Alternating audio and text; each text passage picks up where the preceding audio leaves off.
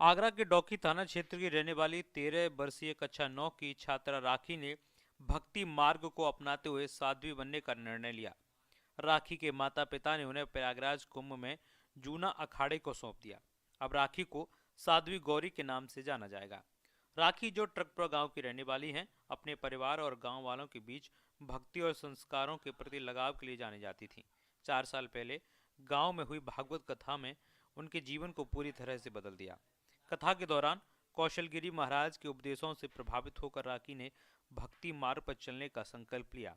माता पिता ने बेटी की इस आस्था को स्वीकार करते हुए उसे जूना अखाड़े में समर्पित कर दिया। सोमवार को कुंभ में वैदिक मंत्रोच्चारण के साथ राखी का नामकरण संस्कार हुआ। गुरु कौशिक गिरी महाराज ने उन्हें शिविर में प्रवेश करवाया। अब वे साध्वी गौरी के नाम से जानी जाएंगी। आगामी 19 जनवरी को उनका पिंडदान शिविर में किया जाएगा। इसके बाद वह हमेशा के लिए गुरु परिवार का हिस्सा बन जाएंगी। राखी की मां रीमा और पिता संदीप सिंह ने कहा कि बेटी का वैराग्य और भक्ति के प्रति समर्पण देखकर हमने उसे खुशी खुशी गुरु परिवार को सौंप दिया। ये हमारे लिए गर्व की बात है कि हमारी बेटी सनातन धर्म के मार्ग पर चल रही है।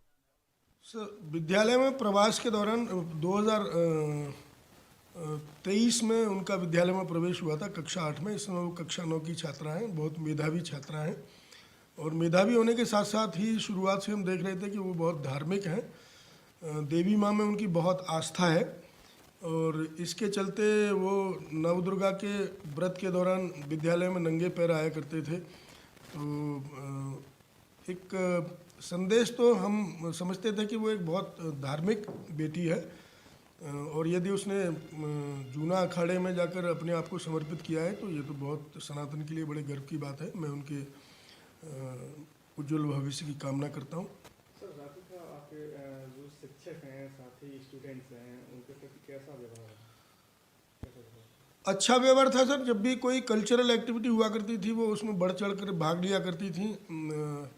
तमाम वीडियोस हैं विद्यालय में उनके, जो भी 26 जनवरी का कार्यक्रम है या 15 अगस्त का कार्यक्रम है। और पढ़ने में चूँकि मेधावी थी तो सभी जितने भी टीचर्स हैं उनकी बहुत प्रिय शिष्या थी वो।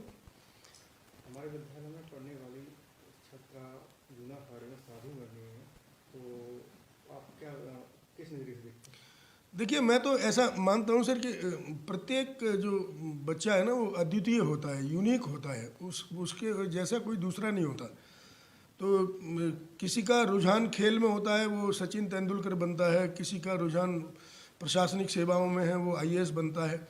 और अगर किसी बच्चे का रुझान शुरुआत से ही अगर धार्मिक है और उसकी आस्था बहुत गहरी है और उसको अगर ये इस तरह के अवसर मिलते हैं कि वो इस स्थिति में जाए कि जैसे बहुत ही प्रतिष्ठित और सम्मानित अखाड़ा है देश का, और उसमें जाकर उसको अगर जगह मिलती है साधना के लिए, तो ये तो उसके लिए, उसके परिवार के लिए और विद्यालय के लिए बड़े गौरव की बात है।